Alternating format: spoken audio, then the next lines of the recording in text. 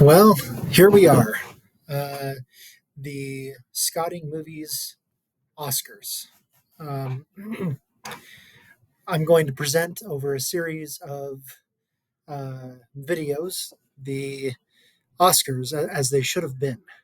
Uh, the way that I will do it is by presenting the nominees for each category, of which there are several usually, and then each award is given a point value, or each nominee in that category is given a point value, with obviously the winner being getting the highest number, and down and down and down it goes.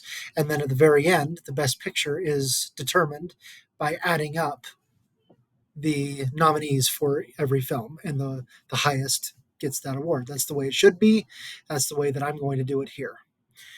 So, with that in mind, we're going to do the first um, category, which I've identified as best visual effects.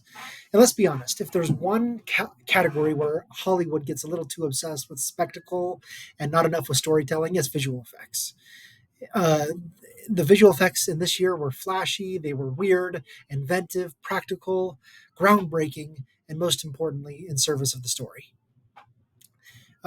These are not just the loudest films or the loudest explosions or the biggest morphs, but the films that used effects to build worlds, scare us silly, and make the impossible feel real. And it's a wild ride.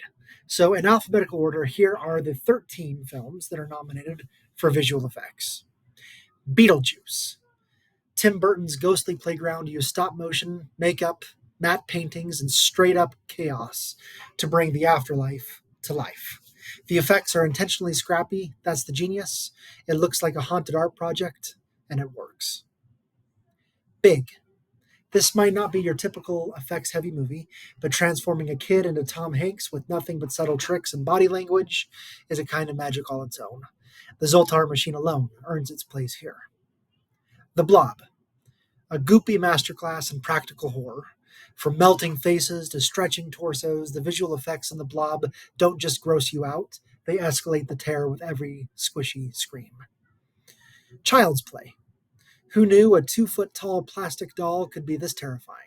With animatronics and puppetry, Child's Play made Chucky walk, talk, and stab his way into horror icon status. No CGI needed.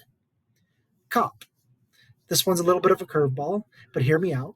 While Cop is mostly a gritty crime thriller and uses subtle effects to enhance violence and psychological tension, minimalist but sharp. Dead Ringers. It's all about the twinning here.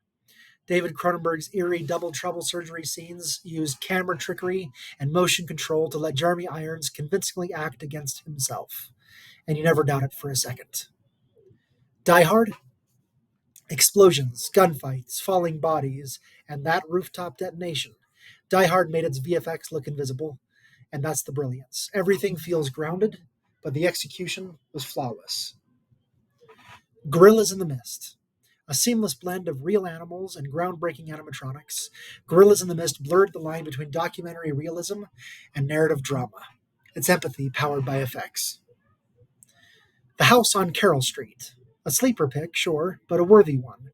It used subtle period visual work and some quietly elegant composites to enhance its McCarthy era paranoia. The Last Temptation of Christ. Martin Scorsese's controversial epic used haunting, surreal imagery, especially in the crucifixion and dream sequences, to blur the spiritual with the psychological. Visual effects here are theological punctuation marks. Scrooged. A Christmas movie that doubles as a haunted funhouse. Ghosts phase through walls, skeletons catch fire, Bill Murray barely blinks. Campy?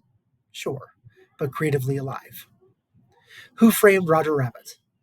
This was the game changer this year. Blending live action with hand drawn animation was one thing, but interacting with it convincingly, that was sorcery in 1988.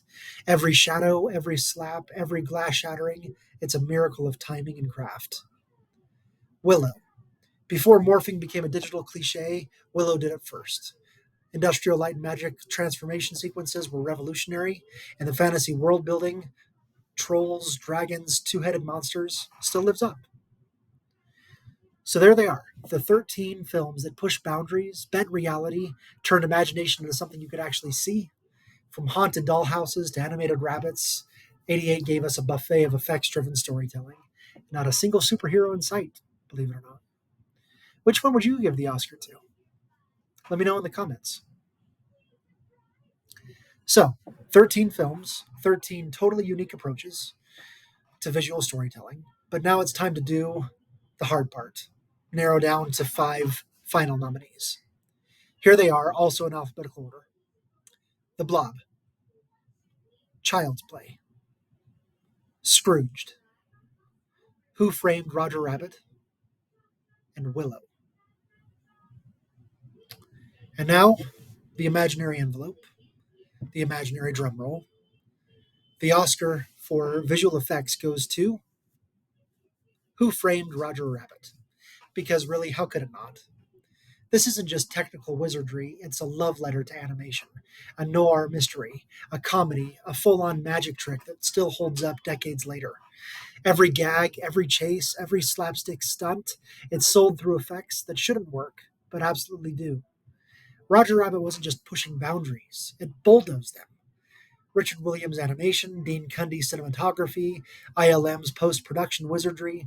It was a collaboration across mediums, and the result was something no one had seen before, and very few have seen the same trick since.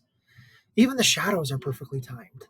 The props move in sync, the tunes have weight, presence, and somehow they feel real. It's the kind of visual effects win that isn't just about how something looked, it's about how it made you feel. So there it is. Roger Rabbit takes home the gold and feel in a field packed with killer puppets, rampaging goo, ghostly chaos, and fantasy warlocks. Do you agree with that win? Let me know.